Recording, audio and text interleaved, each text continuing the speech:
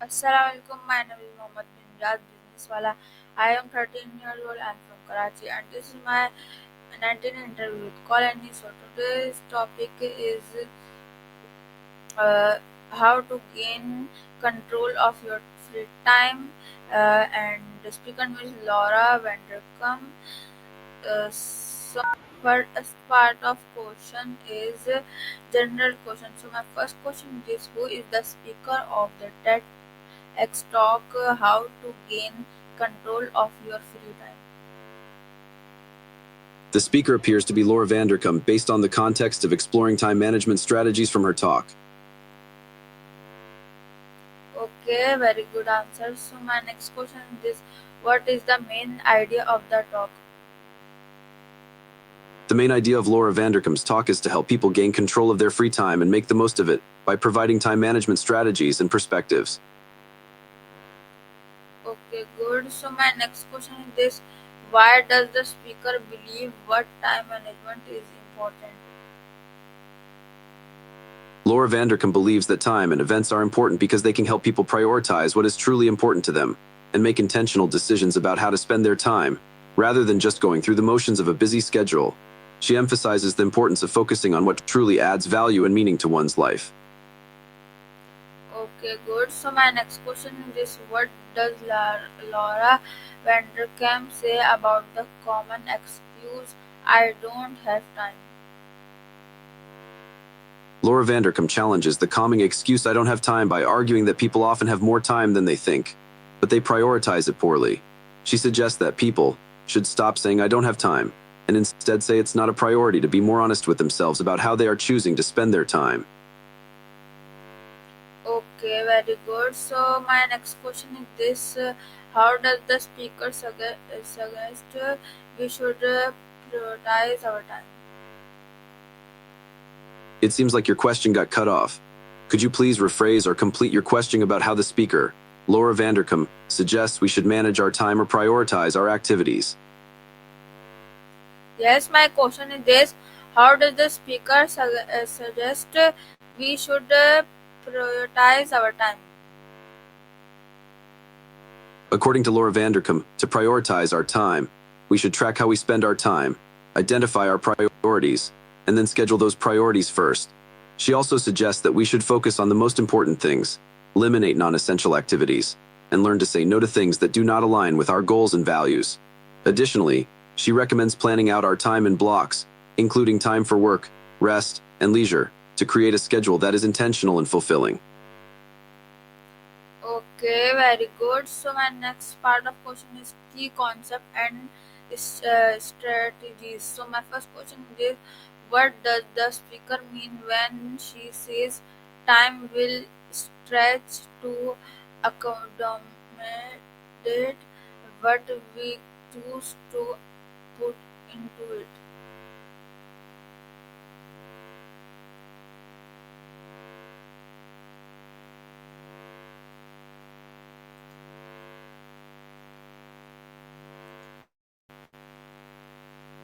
Hello, hello, Erik. Hello.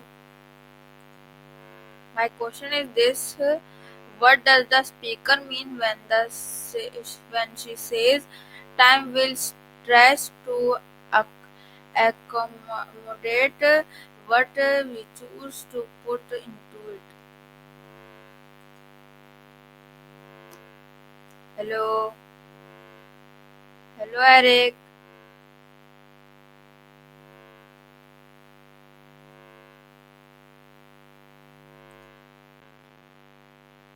Okay, so my first question is this. My first question of art is key concept and strategies. So my first question is, what does the speaker mean when she says time will stretch to accommodate what we choose to put into it?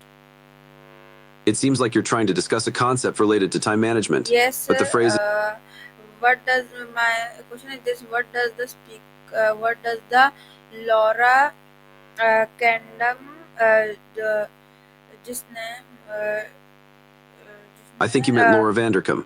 You're asking about a yes, concept. A TED Talk speaker name is uh, uh, Laura Vanderkam. So, You're what does referring to the T.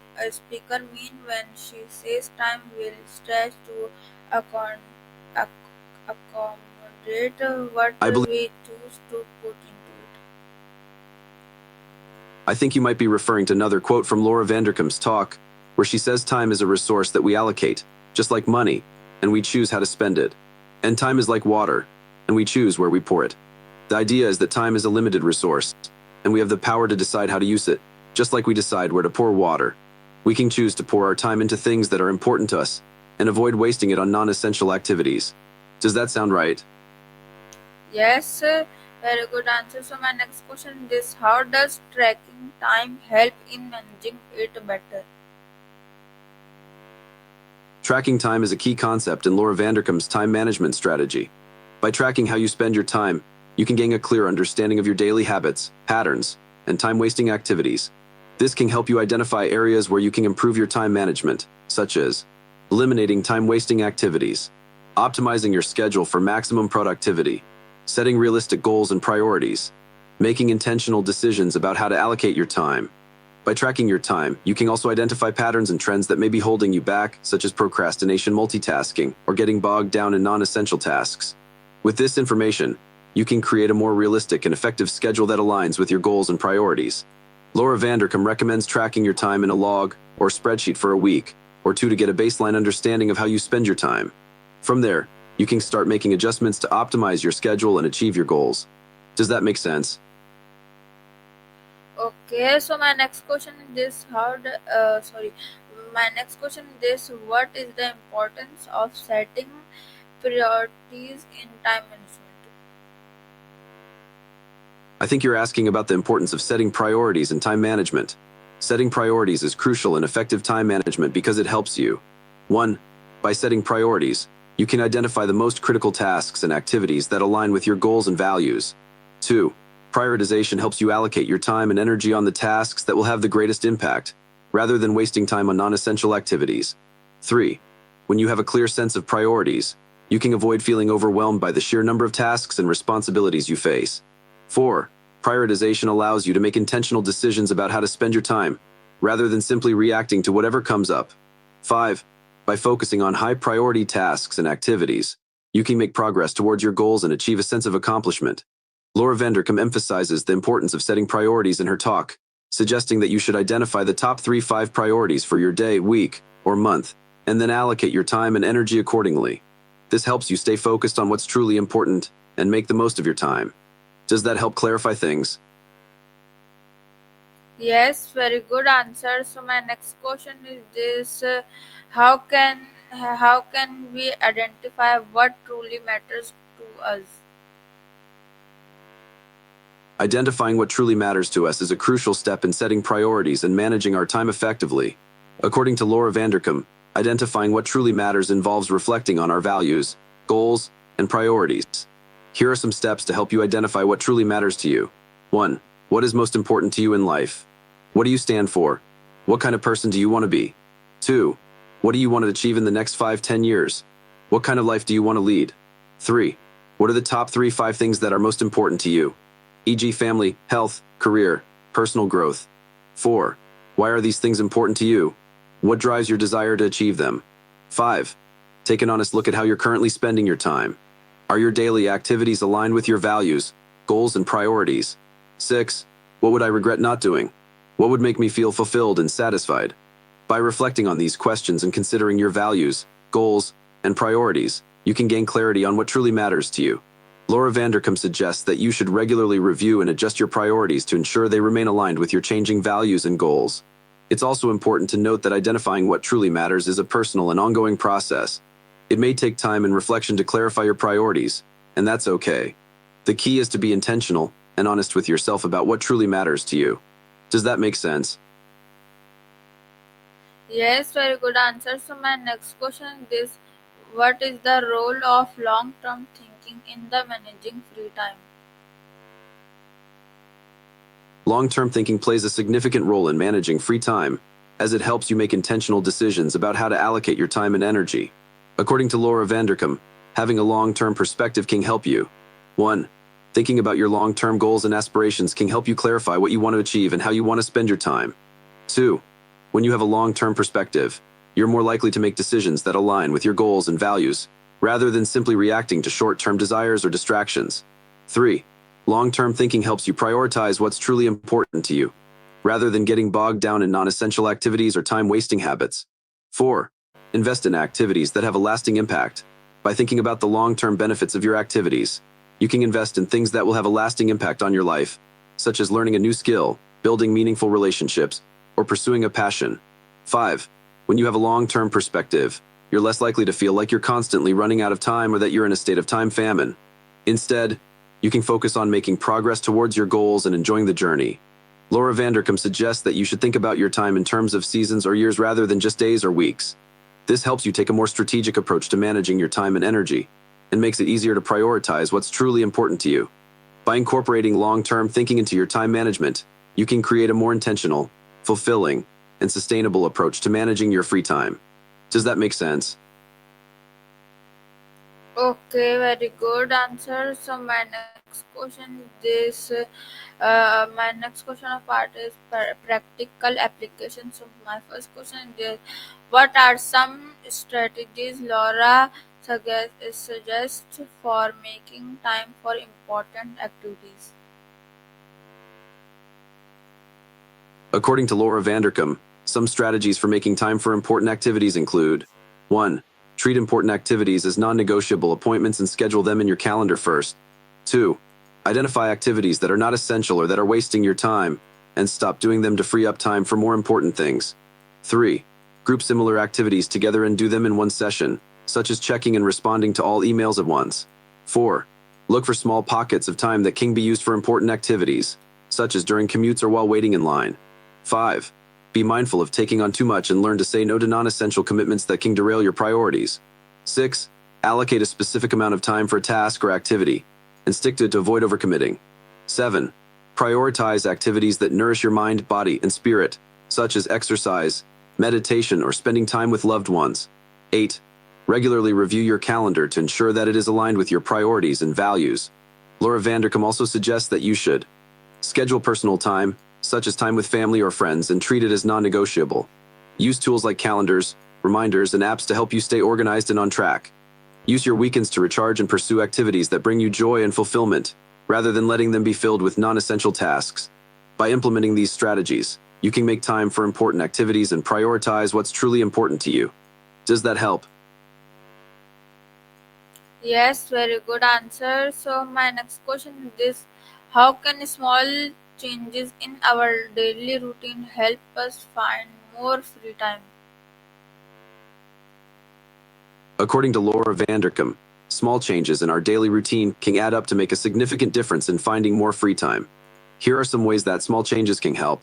1. Making small changes, such as waking up 15 minutes earlier or taking a shorter lunch break, can help you find small pockets of time that can be used for more important things. 2. Creating new habits, such as exercising for 10 minutes a day or practicing a hobby for 30 minutes a week, can help you prioritize what's important to you and make time for it. 3.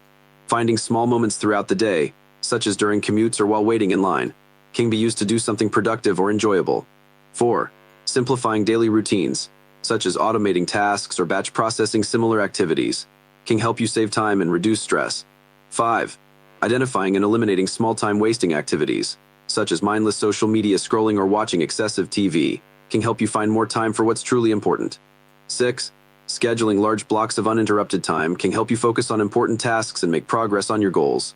7. Finding small pockets of time that can be used for more important things, such as during breaks or while waiting for appointments, can help you make the most of your day. Laura Vanderkam suggests that by making small changes to our daily routine, we can. By making small changes, such as waking up earlier or using a commute to do something productive, you can find an extra hour a day to use for something important. By streamlining routines, eliminating time wasters, and using micro moments, you can create a time surplus that can be used for more important things. By making small changes to your daily routine, you can increase your productivity and efficiency, and make more time for what's truly important. Remember, small changes can add up over time, and making intentional decisions about how you spend your time can help you find more free time and live a more fulfilling life. Does that make sense? Okay, very good answer. So my next question is this: what are some common mistakes people make when planning their schedules? According to Laura Vanderkam, some common mistakes people make when planning their schedules include 1. Scheduling too many activities or appointments, leaving no room for flexibility or unexpected events. 2. Underestimating the time required for tasks or activities, leading to a packed schedule and potential burnout. 3. Not leaving enough time between activities or appointments, leading to rushed transitions and increased stress. 4. Not scheduling time for self-care, such as exercise, meditation, or relaxation, leading to burnout and decreased productivity. 5. Not being realistic about energy levels, not taking into account energy levels and scheduling activities that require high energy during times when energy is low. 6. Not scheduling time for personal activities, such as spending time with family or friends, leading to an imbalance in work and personal life. 7. Not reviewing and adjusting the schedule, not regularly reviewing and adjusting the schedule to ensure it remains aligned with priorities and goals. 8. Not identifying and eliminating non-essential activities or tasks that are wasting time and energy. 9. Not using technology such as calendars or reminders to stay organized and on track. 10. Not being willing to adjust the schedule when unexpected events or changes occur, leading to increased stress and decreased productivity. Laura Vanderkam suggests that to avoid these mistakes, it's essential to be honest about how much time and energy you have available and schedule accordingly. Make time for self-care and prioritize activities that nourish your mind, body, and spirit. Schedule large blocks of uninterrupted time to focus on important tasks and activities. Review and adjust the schedule regularly. Regularly review your schedule to ensure it remains aligned with your priorities and goals, and make adjustments as needed. By avoiding these common mistakes, you can create a schedule that is realistic, flexible, and aligned with your priorities and goals. Does that help? Okay, very good answer. So my next question is: how does planning the week in advance help in time management? According to Laura Vanderkam, planning the week in advance can help in time management in several ways. 1. Planning the week in advance helps you clarify your priorities and focus on what's truly important. 2. Having a plan in place can reduce stress and anxiety, as you'll know what to expect and can prepare for the week ahead. 3. By planning the week in advance, you can identify the most important tasks and activities, and schedule them during the times when you're most productive. 4. Planning the week in advance allows you to schedule large blocks of uninterrupted time, which can help you stay focused and make progress on important tasks. 5. Having a plan in place doesn't mean that you can't be flexible. Planning the week in advance allows you to make adjustments as needed, and to respond to unexpected events or changes. 6. Planning the week in advance can help you set and achieve goals by breaking down larger goals into smaller, manageable tasks and scheduling them into your calendar. 7. By having a plan in place, you can avoid procrastination and stay on track, as you'll know what needs to be done and when. 8. Planning the week in advance can help you achieve a better work-life balance by scheduling time for personal activities, self-care, and relaxation. Laura Vanderkam suggests that when planning the week in advance, you should write down all the tasks, activities, and appointments you need to schedule for the week. Determine what's most important and schedule those tasks and activities first. Write down your schedule and plan in a calendar or planner, and make sure to include time for self-care, relaxation, and personal activities.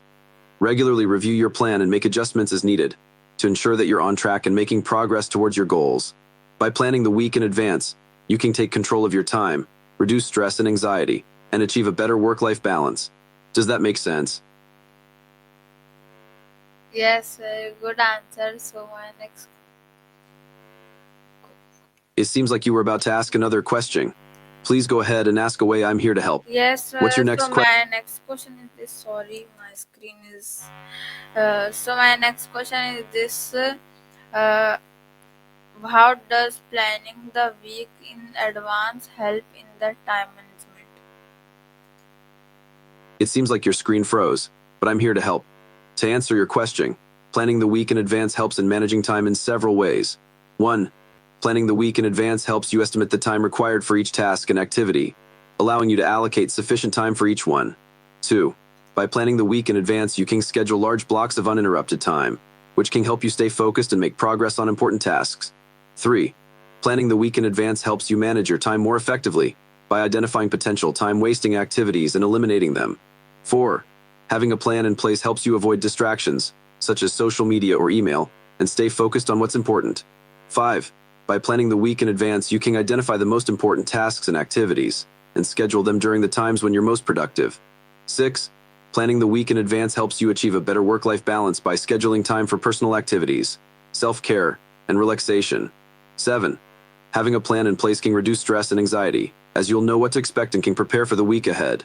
Laura Vanderkam suggests that when planning the week in advance, you should allocate specific times for specific activities, just like you would with a financial budget. Identify the most important tasks and activities, and schedule them first. Leave some buffer time between tasks and activities to account for unexpected events or changes. Regularly review your plan and make adjustments as needed to ensure that you're on track and making progress towards your goals. By planning the week in advance, you can take control of your time, increase productivity, and achieve a better work-life balance. Does that help? Okay, so हमारा interview का time इधर ख़त्म होता है।